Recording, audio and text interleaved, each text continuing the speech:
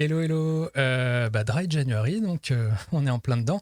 Et je voulais en profiter pour aborder le sujet. On avait fait Sober October la dernière fois. On parlait Mm. plus du côté event. Et là, je voulais aborder avec toi plus le côté du sans-alcool. Finalement, qu'est-ce qu'il y a derrière? Et j'ai préparé même une petite présentation donc sur Parfait. Dry January, les pièges à éviter. Et en fait, c'est simplement l'idée, c'est de faire un peu de vulgarisation s'il y a des gens qui sont pas forcément au fait de toutes les réglementations et tout, mais voilà. Donc c'est parti. Déjà, Dry January, on parle beaucoup de spiritueux sans alcool et la base, je pense, c'est déjà de se poser la question, mais c'est quoi un spiritueux? Ouais, Donc légalement, effectivement. si on se fie notamment à la répression des fraudes, un spiritueux, c'est au moins 15% d'alcool. Donc c'est-à-dire que même la bière, même le vin, c'est pas des spiritueux techniquement. C'est des boissons alcoolisées, mais pas des spiritueux. Ok. Si on creuse un peu plus loin et qu'on s'intéresse aux liqueurs, les liqueurs, c'est pareil que les spiritueux, c'est 15% d'alcool minimum, mais il faut en plus du sucre, et en l'occurrence au moins 100 grammes de sucre par litre, ce qui fait qu'on peut dire que la vodka, le gin ne sont pas des liqueurs parce qu'il n'y a pas de sucre, mais on peut dire dans l'autre sens par contre que les liqueurs sont des spiritueux. Voilà. Petite, Ah, ok. C'était une question que je voulais te poser. Ouais. Est-ce qu'on disait liqueur et spiritueux? Est-ce qu'on pouvait dire l'un pour l'autre? Mais je dirais les liqueurs, c'est un champ spécifique de la famille des spiritueux. Tout comme d'accord. après, on va le voir justement, un whisky, c'est quelque chose d'encore plus spécifique dans les spiritueux. Et en l'occurrence, un whisky, donc, alors je vais focus que sur la partie alcoolique. Hein. Je ne parle pas des ingrédients, des histoires de vieillissement et tout, mais un whisky, par Ok. exemple, c'est un spiritueux, mais qui est à 40% d'alcool minimum. Voilà. Et si on regarde du côté du gin, de la vodka, du rhum, c'est à peu près la même chose, sauf que là, le minimum, c'est 37,5. Donc vous trouverez des gins à 37,5, des vodkas à 37,5. En revanche, vous ne trouverez pas de whisky à 37,5, puisque ça n'est plus du whisky. Jusqu'à aujourd'hui. Jusque, Aujourd'hui, en tout cas, jusqu'à récemment. ouais. Et qu'est-ce que je voulais dire? Donc, donc voilà, ouais. Si vous prenez un whisky ou une vodka et que vous rajoutez un petit peu d'eau dedans et que vous passez sous cette barre des 37,5 ou des 40, vous avez tout comme une vodka, tout comme un whisky, sauf que ça n'est légalement plus un whisky ni une vodka. Voilà, je sais pas si c'est clair, mais Et ouais, c'est par assez contre, important. il me semble qu'il y a des producteurs qui font ça pour payer moins de taxes aussi, des fois, non? Il y a une question de taxes et de frais liés Euh, à l'alcoolémie. Absolument, ouais. Il y en a qui vont vraiment aller titiller vraiment la limite basse, parce ils seront, c'est un peu comme les impôts, quoi. Voilà, tu es dans une Ouais, tranche, tu as tu des payes seuils. tant. Exactement. Donc il y en a qui Ok. peuvent jouer aussi là-dessus. Donc, tout bénéf pour le sans-alcool aussi, au final, Absolument. J'y à ce viens niveau-là. justement. Pardon. Donc maintenant qu'on a vu ce qu'était un spiritueux, si c'est plus clair, avec vraiment cette notion d'alcool, qu'est-ce que c'est finalement un spiritueux sans alcool? Parce que si c'est un spiritueux moins l'alcool dedans, la question se pose, c'est qu'est-ce qui reste? Et si on prend l'exemple de la vodka, donc l'exemple du spiritueux le plus basique, à savoir que de la vodka, c'est simplement de l'alcool et de l'eau. Et quand vous avez une vodka à 40% d'alcool, ça signifie tout simplement que vous avez 40% d'alcool et 60% d'eau. Donc si vous soustrayez l'alcool de ce mélange eau plus alcool, voilà, il n'y a pas besoin d'être un génie en maths avec un niveau brevet normalement. On est capable de résoudre cette équation, il reste finalement que de l'eau. Et si vous appliquez le même raisonnement sur ce que je vous ai dit avant, whisky, gin, rhum, vous soustrayez l'alcool de ces boissons, qu'est-ce qu'il vous reste? Il vous restera de l'eau. La seule différence par rapport à la vodka, c'est que c'est de l'eau qui sera aromatisée avec des épices, des plantes aromatiques pour le gin, qui sera aromatisée un peu façon, je sais pas, caramel, réglisse pour du rhum, et ainsi de suite. Mais ça sera de l'eau. Est-ce que tu as Et déjà les... goûté Ouais. ce substrat d'eau qui est désalcoolisé Est-ce que ça se goûte pour savoir quelle essence on peut retrouver, etc. Parce que si on prend par exemple la Hmm. vodka et qui vient à base de pommes de terre, est-ce qu'on retrouve cette odeur ou ce goût de pommes de terre dans l'eau qu'on aurait à 0% ou... Alors, j'ai pas goûté. Par contre, quand tu distilles, tu vas faire justement l'opération de distiller, c'est tu sépares l'alcool de l'eau. Donc tu concentres l'alcool. Donc quand tu produis un gin, tu vas mettre de l'alcool, des épices, de l'eau dans un alambic. Et le mélange va être souvent déjà à 40%, parfois moins, parfois un peu plus. Et en distillant, tu vas concentrer tout ça. Ce qui fait qu'en sortie, tu te retrouves avec quelque chose qui est plutôt à 70-80 degrés. Donc ce qui reste dans l'alambic après la distillation, euh, c'est finalement plus que de l'eau, un peu d'alcool et voilà, et le tout abouti. Et pour le coup, c'est pas bon. c'est pas Ok. c'est pas très intéressant. Après, si on parlait de désalcoolisation, là, par contre, non, je n'ai jamais goûté, eu l'opportunité de goûter ces résidus, enfin ce qui reste, quoi. D'accord. Mais très bonne question. Euh, Donc voilà, donc spiritueux sans l'alcool, voilà, donc il vous reste de l'eau. Et si je vous parlais des liqueurs tout à l'heure qui sont finalement comme des spiritueux, mais avec en plus du sucre, bah, si on retire l'alcool, vous aurez de l'eau sucrée. Donc autrement dit, un sirop. Et voilà, et du coup, voilà la question que je vous pose, c'est maintenant qu'on sait ça, est-ce que ça vaut vraiment 25-30 euros une bouteille de spi sans alcool, quoi, si, euh, si au final on réalise que ça n'est plus que de l'eau aromatisée ou un sirop. Et la question est d'autant plus valable parce que comment on justifie des prix aussi élevés, sachant qu'en plus que quand vous achetez une bouteille d'alcool, de spiritueux, il y a une bonne partie du prix de cette bouteille qui est en fait constituée de taxes, des droits d'assises, des taxes pour la sécurité sociale. Et ça peut représenter, mettons sur une bouteille de whisky classique, ça peut représenter quasiment 7 euros de taxes pour simplement une bouteille. Donc si à côté de ça, vous avez un spiritueux sans alcool qui vaut aussi cher mais qui ne paye pas ces 6-7 euros de taxes, il y a quelque chose qui m'échappe dans l'équation. Ouais, ça devient beaucoup plus rentable de faire du sans-alcool sans que ce soit un spiritueux au sens Exactement. législatif, en tout cas, ou ancestral. Ouais, ok. Donc d'une part, tu as cette idée que finalement ça fait quand même un peu cher pour si ça n'est que de l'eau, entre guillemets. Et si en plus, le producteur ne paye pas de taxes sur ce truc.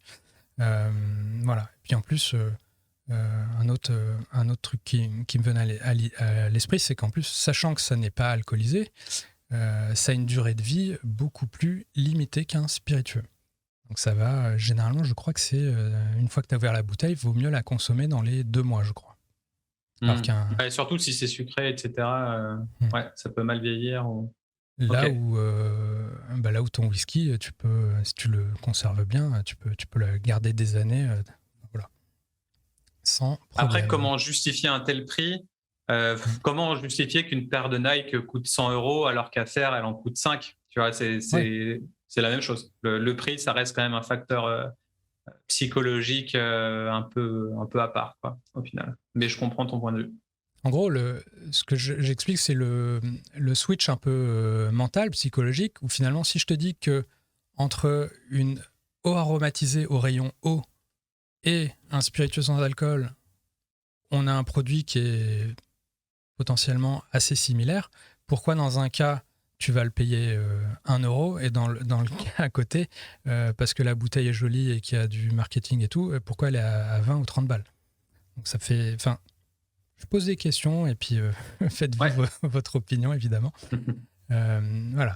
Alors souvent, ce qui est avancé pour expliquer la différence de prix, c'est que comme mettons, si on distille de l'eau avec des épices, eh bien, il va falloir charger davantage le mélange en épices et tout, afin de pouvoir extraire plus d'arômes, vu que l'eau n'est pas un solvant aussi efficace que l'alcool. Donc il y en a qui disent je sais pas, ils mettent 2 fois plus d'épices, donc ça leur coûte plus cher, donc ça justifie que c'est plus cher. Néanmoins, quand on connaît le prix des épices, je pense pas que ça compense du tout les 7 € dont je parlais juste avant de taxes. Ouais, est-ce que je peux te couper 2 secondes? Ouais, bien sûr. Je me posais juste la question, là on dit qu'on rajoute plus d'épices pour avoir plus de goût parce qu'il y a moins d'alcool, mais techniquement, est-ce que l'alcool a un goût ou est-ce que l'alcool rajoute vraiment du goût? Ça dépend de l'alcool que tu utilises quand tu produis, mais si, mettons, quand tu fais du gin, tu pars d'un alcool neutre à 96, donc l'alcool n'a pas de goût. Il sert juste de véhicule pour transporter, pour extraire les arômes de tes différents ingrédients et les transporter. Mais il ne va pas apporter du goût. Après, il y a des gens qui vont distiller un alcool, mettons, qui a déjà été vieilli ou qui a déjà été aromatisé, et ils vont s'en servir pour redistiller avec autre chose. Donc là, évidemment, l'alcool va apporter quelque chose. Je sais pas. Il y a des exemples. Je sais pas. Grand Marnier, c'est fait à base de cognac, donc forcément le cognac, en plus des agrumes, va apporter quelque chose. Là où peut-être un triple sec, lui, va partir d'une base d'alcool neutre et il n'y aura pas cet apport du cognac dans le goût de cette liqueur aux agrumes, quoi. Ok.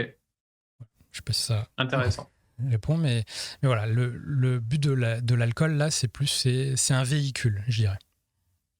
D'accord. Voilà. Donc on justifie avec cette idée que il y a peut-être plus d'épices, donc c'est plus cher. Et je me demandais sinon, est-ce que si on met tout ça de côté, est-ce qu'il y a une qualité particulière qui justifierait simplement que c'est plus cher que d'autres alternatives, hein, comme je disais, des eaux aromatisées. On peut parler de kombucha, on peut parler de sirop aussi, parce que, comme je disais, une liqueur moins de l'alcool, ça n'est finalement plus qu'un sirop. Donc pourquoi dans un cas, parce que ça serait brandé comme apéritif digestif sans alcool, je sais pas, ça coûterait 25 balles, et pourquoi si c'est étiqueté Tesser, Monin et tout, pourquoi ça coûte moins, enfin voilà, beaucoup moins pour le coup. Peut-être parce que c'est une grosse machine pour les sirops aussi, et que là il y a le côté aussi marque plus locale avec un sourcing plus local et un côté plus intimiste et authentique peut-être. Ça joue de toute évidence, hein, on n'est pas sur. Mais il y a aussi des sirops craft, des petits trucs bio en petite quantité. Mais voilà, bon. Je pose la question. Qu'est-ce que j'avais ? Donc, bilan. Donc, j'ai rien contre les produits, mais je suis quand même gêné par les politiques tarifaires qu'il peut y avoir, parce que finalement, je me demande pourquoi qu'est-ce qui justifie tout ça.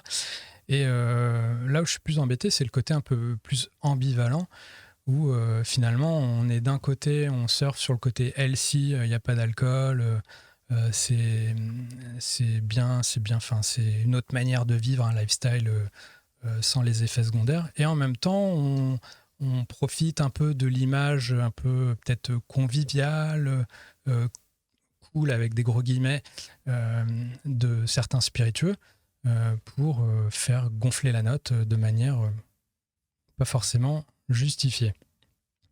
Voilà. Donc pour conclure un peu sur tout ça, je voulais quand même mettre en avant, parce que en disant ça, ce que je veux surtout mettre en avant, c'est qu'il y a aussi des alternatives qui me paraissent très intéressantes. Alors, j'ai pas goûté forcément, mais qui, pour moi, mériteraient d'être beaucoup plus mises en avant que certains spiritueux sans alcool qu'on voit un peu partout.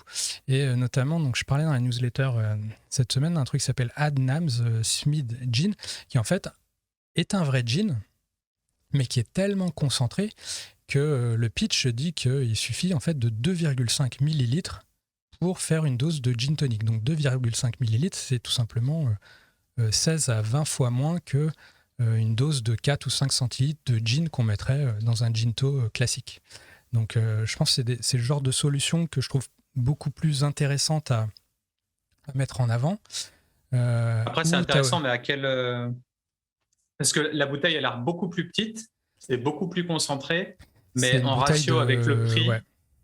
C'est une bouteille de 20 centilitres. Elle est à 26 pounds, je crois, mais vu la microdose qu'il faut, tu peux faire 80 verres avec ça. Donc, si tu prends, mettons, des doses de 5 centilitres sur une bouteille de gin classique à 70 centilitres, ça fait que tu peux faire 14 ginto. Là, tu as 20 centilitres, mais tu peux en faire 80. Donc, et finalement, pour le même prix qu'un gin un peu plus premium, on va dire. Donc, et tout ça donc moi, ce que je trouve cool, c'est que c'est un vrai produit de distillerie, je dirais. Et une fois mélangé, tu auras quelque chose de très peu alcoolisé, mais que je trouve beaucoup plus authentique. Et dans la même idée, j'avais découvert ça plus tôt dans l'année, c'était Cotswold, qui est aussi une distillerie britannique, qui a fait une gin essence. Donc c'est le même principe, mais c'est carrément sous un format bitter, où là, je pense qu'il suffit de mettre 2 gouttes dans un verre du tonic, et tu as l'expérience ginto en ultra low ABV, voire même, je pense que quand tu mets 2 gouttes, c'est limite, tu passes sous le cap des 0,5% d'alcool dans ton verre, donc tout bénef. Mais c'est un vrai...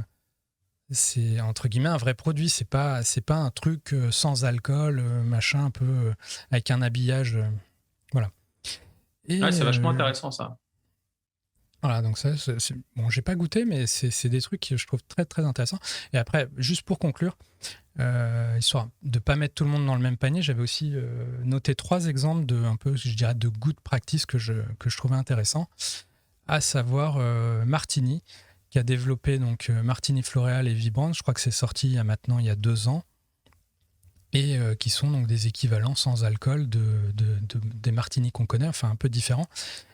Et là où je trouve intéressant, c'est que bon, déjà sur toute la com, il n'y a pas ce côté on est un spiritueux ou machin.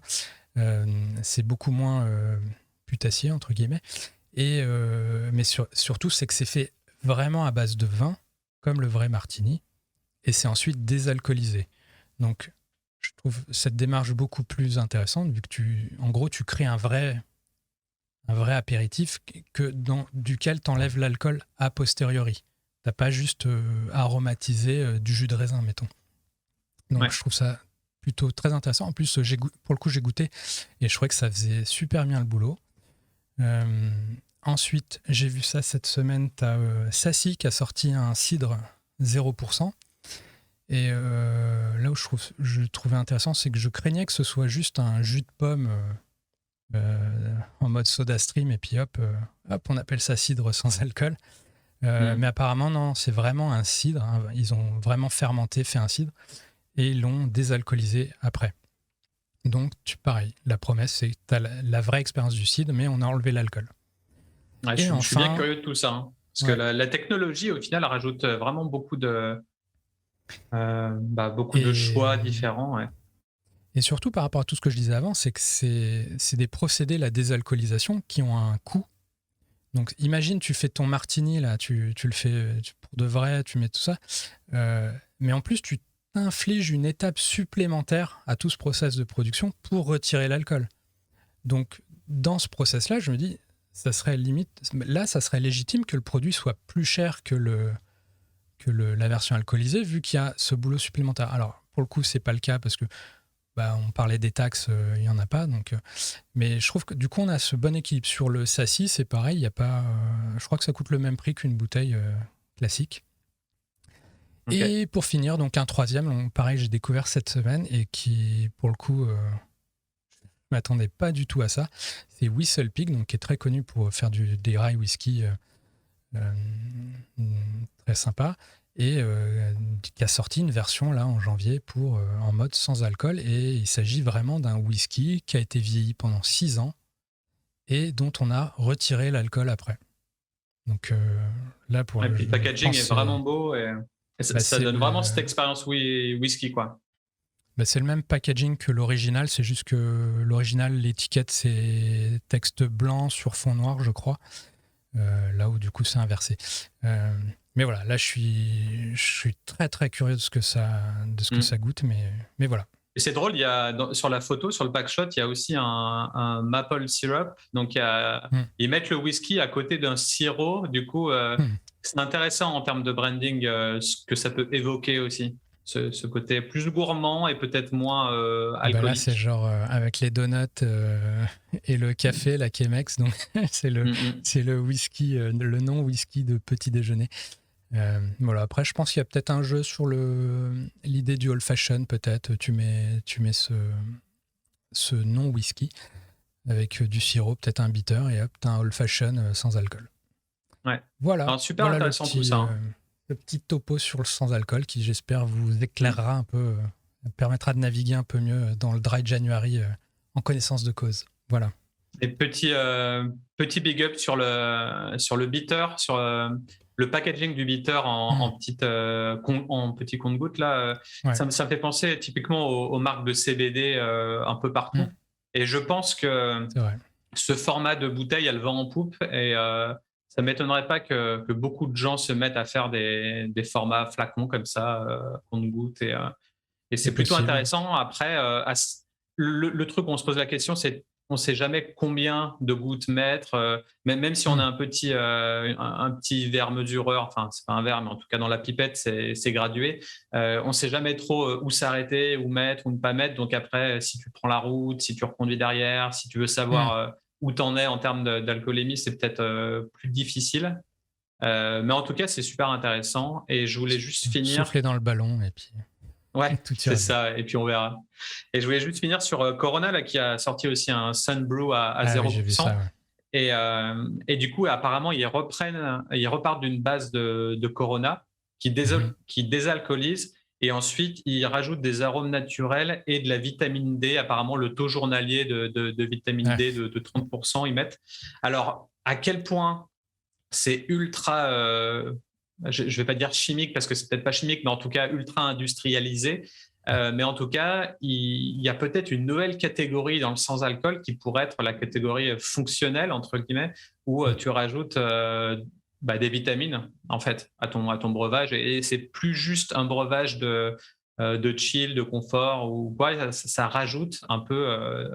ce côté fonctionnel dedans. Et du coup, on peut peut-être extrapoler ça aux futures boissons énergisantes sans alcool. Du coup, je pense notamment à Mana Organic, un de mes clients de l'année dernière, où voilà, il y a pas mal de boost à ce niveau-là sur les boissons énergisantes. Donc, ouais, ça pose pas mal de questions pour la suite, le côté fonctionnel. Je dirais le bémol, c'est le côté dans quelle mesure c'est ambivalent et ça floute pas toutes les frontières, parce que du coup tu dis t'associes tel produit à quelque chose de sain, alors qu'il y a le pendant alcoolisé qui est alcoolisé, hein, tout simplement.